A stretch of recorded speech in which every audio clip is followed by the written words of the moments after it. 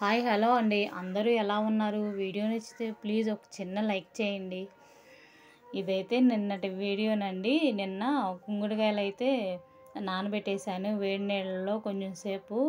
ఎందుకంటే మన కుంకుడుకాయ రసంతో కానీ, మన గ్యాస్ స్టవ్ కానీ, గ్యాస్ స్టవ్ పక్కన ఉన్న బల్లలు కానీ తుడిస్తే మాత్రం ఆ చేదుకి మనకి ఇంట్లోకి వంటగదిలోకి బొద్దింకలు అనేది అస్సలు రావండి. అందుకని చెప్పి నేనైతే ఇక ఆ కుంకుడుకాయ రసం అంతా ఒక డబ్బాలో స్టోర్ చేసుకున్నాను. చిన్న చిన్న యాపిల్ జ్యూస్లో ఉన్నాయి చూసారండి, ఆ బాటిల్లో అయితే పోసి అట్టి పెట్టేశాను.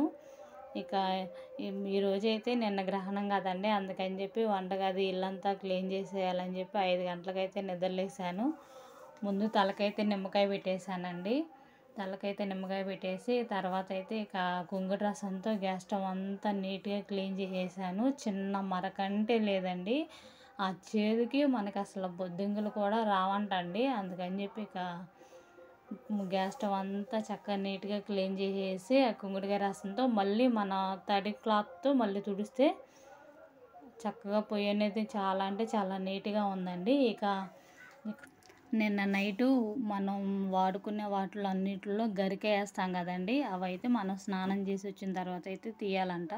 అందుకని చెప్పి ఇక మనం వాడుకునే ఉప్పు, కారం, పసుపు అలాంటి నూనె డబ్బాలు అవన్నీ అయితే తడి క్లాత్తో తుడిసేసాను నీట్గా. ఇక అంట్లన్నీ బయట పెట్టేశానండి. ఇంగ్లంట్లన్నీ నేను బయట అయితే కొంచెం చీకటిగానే ఉంది.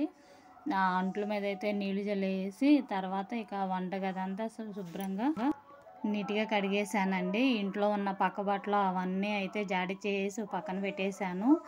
ఎందుకంటే పిల్లలు స్కూల్కి వెళ్ళిపోయిన తర్వాత అయితే ఆరబెడతానండి. లేకపోతే ఇంట్లో పని పిల్లలకు బాక్స్ అనేది అవ్వదు. ఇక తర్వాత అయితే పిల్లలకు బాక్స్ అయితే ఈరోజు గట్టిపప్పు చేశాను. ఇక టిఫిన్ కూడా అదేనండి. ఈరోజు వాళ్ళైతే అన్నం తింటున్నారు. నేను ఈలోపు అయితే దేవుడి పటాలు అవన్నీ శుభ్రంగా నీట్గా తుడిచేసి బొట్లు పెట్టేసి పూజ అయితే చేసుకున్నాను.